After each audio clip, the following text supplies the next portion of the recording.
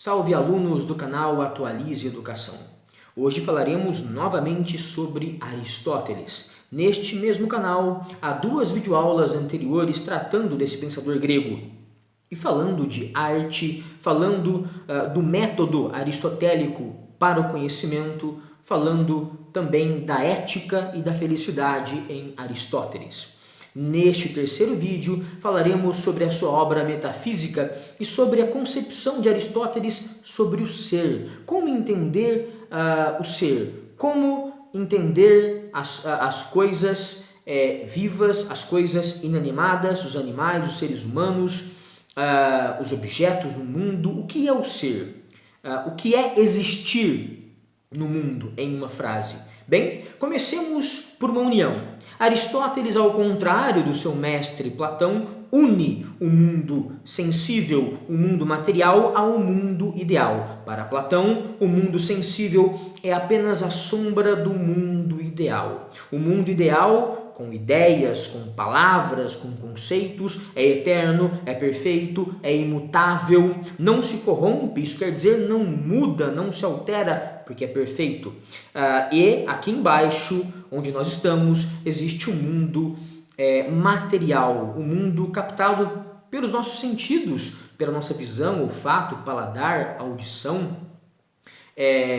Enfim, esse mundo captado pelo nosso corpo é um mundo falso, é um mundo de sombras. Na alegoria da caverna, Platão afirma que os nossos sentidos são uma caverna. E os nossos sentidos apenas nos fornecem sombras de uma realidade que está lá em cima, no mundo das ideias, acessível apenas pela razão, pela reflexão. Já Aristóteles, inverte essa ideia, valorizando muito mais o mundo material. É na observação do mundo material, do mundo sensível, do mundo que nós sentimos pelo corpo, é na observação desse mundo que nós conseguimos encontrar as verdades. As verdades, portanto, as ideias, os conceitos, são imanentes ao mundo material. Trocando em miúdos, a verdade sobre o mundo está dentro dele mesmo, é imanente a ele. A verdade sobre o mundo material, dos objetos, do mundo que nos cerca, a verdade está dentro dele e podemos enxergá-la por meio da sua observação. Bem, comecemos essa aula na prática falando das 4 causas do ser.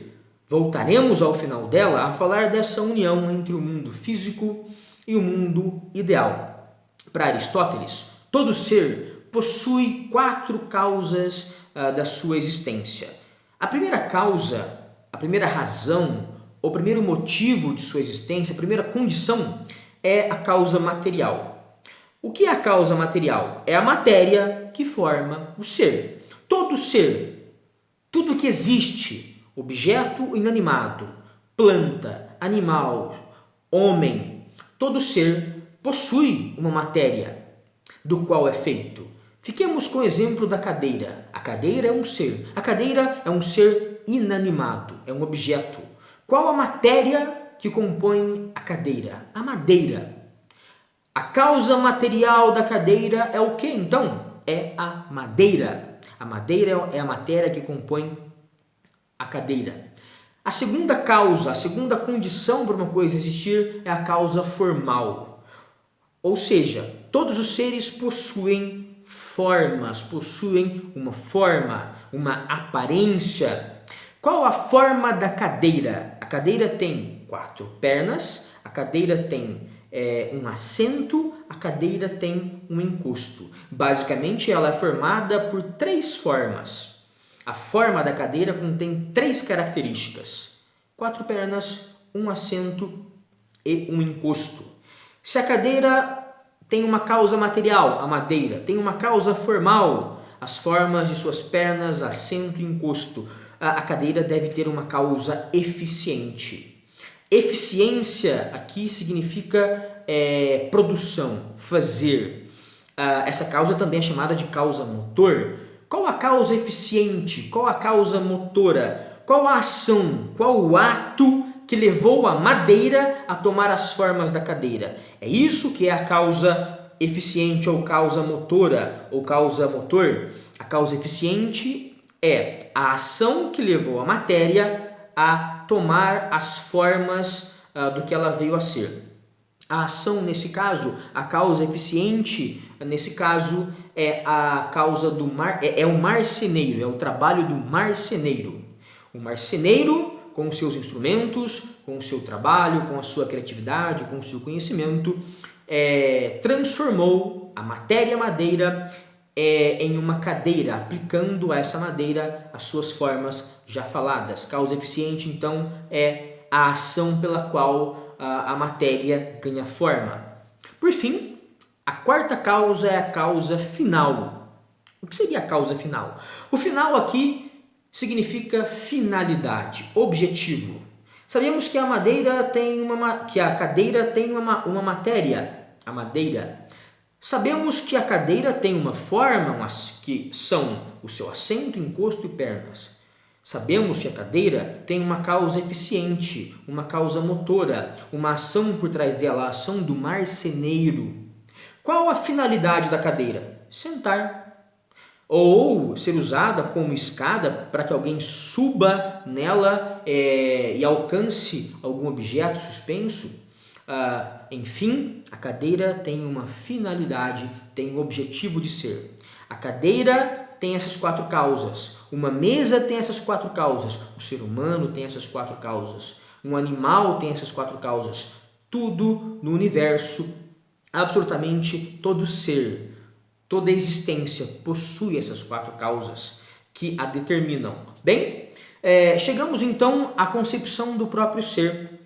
O ser, para Aristóteles, e então vocês vão compreender melhor essas quatro causas, ele se divide em potência e ato. Potência e ato são dois estados. Potência e ato são dois momentos de todo ser. Potência é o primeiro momento. Potência é o momento, é o estado em que o ser está inerte, está parado, está imóvel. No estado da potência, da inércia, da imobilidade, o ser existe como possibilidade. A madeira, parada, quietinha, sem a ação do marceneiro, ela é a possibilidade, ela é a potência, ela está em estado de possibilidade. Ela pode ser uma mesa, ela pode ser uma cadeira, ela pode ser qualquer outro objeto, mas é preciso que haja um ato. Esse ato é o movimento, é o segundo estado do ser. Ato, movimento, ação. Ação, no caso da cadeira ou da madeira, ação do marceneiro, que faz a madeira se realizar, que faz a madeira se transformar em cadeira ou mesa. Então, o ato é o estado de movimento em que a matéria, antes parada, antes imóvel, antes no estado da possibilidade, se transforma em alguma coisa, se realizando as suas possibilidades. Uma pessoa que quer aprender filosofia, que quer passar no vestibular de medicina, mas fica inerte, parada, ela sempre vai ser a potência, a possibilidade. Ela pode ser médica, ela pode passar no vestibular de medicina, ela pode ser filósofa, engenheira civil, psicóloga, mas se ela não agir, se ela não estudar, se ela não ser um CDF, cu de ferro, se ela não tiver o bumbum de ferro e a paciência suficiente para ficar horas e horas sentada em uma cadeira, em frente a livros, em frente à internet, ela não vai se realizar enquanto vestibulando, enquanto médico, enquanto engenheira civil.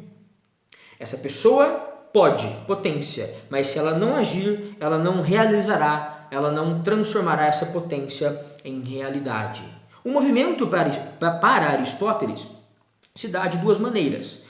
Ele pode ser uma simples kinesis. O que seria uma kinesis? Uma kinesis é um movimento que não altera a essência do ser, mas altera só a aparência. Vamos lá. O que é a essência do ser? A essência é a sua finalidade, é a sua matéria e é a sua forma. São as causas que nós falamos agora há pouco. Então, qual é a essência da cadeira? A sua matéria, que é a madeira. Qual é a essência da cadeira? É a sua forma.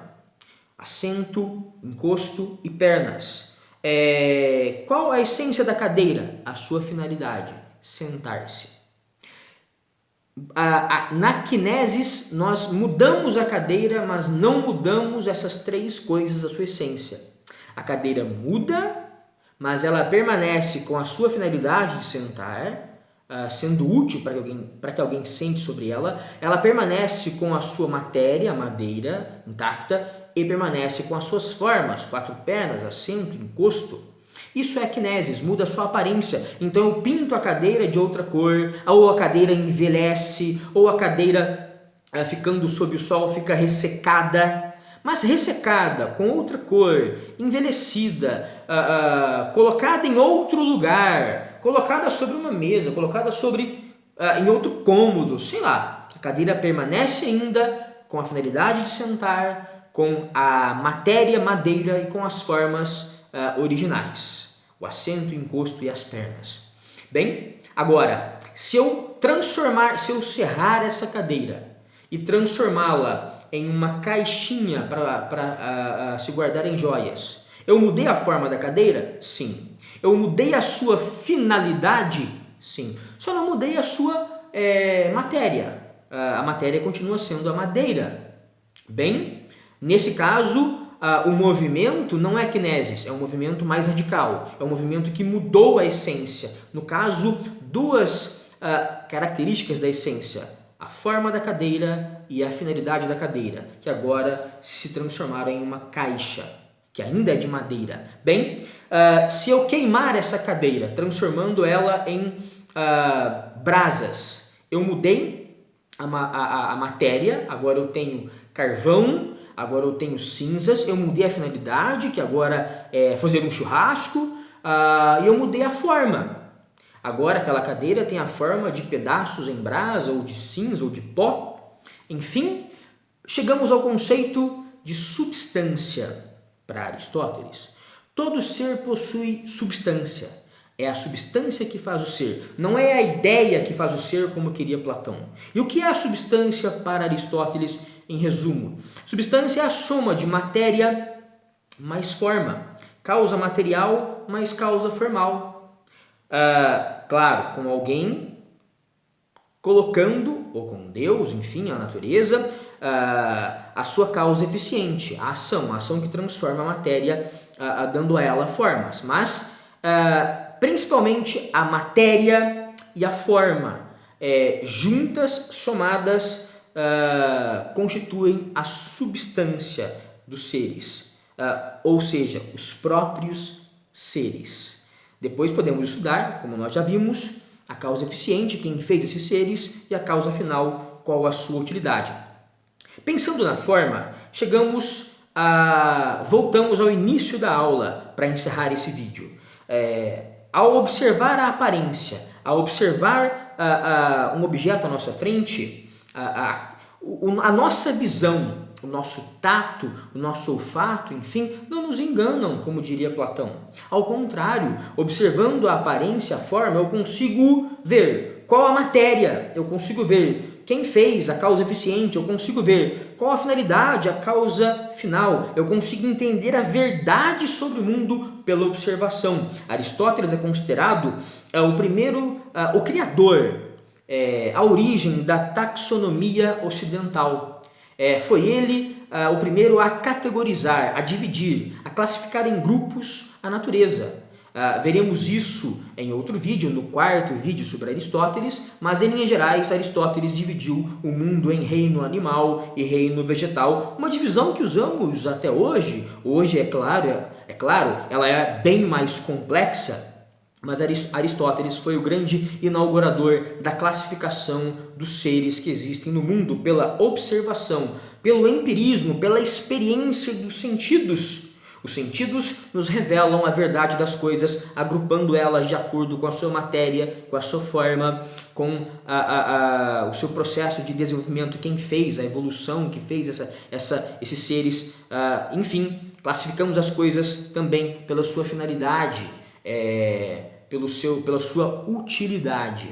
Na próxima aula falaremos sobre a política aristotélica e sobre essa divisão dos seres que habitam o mundo na sua história animal.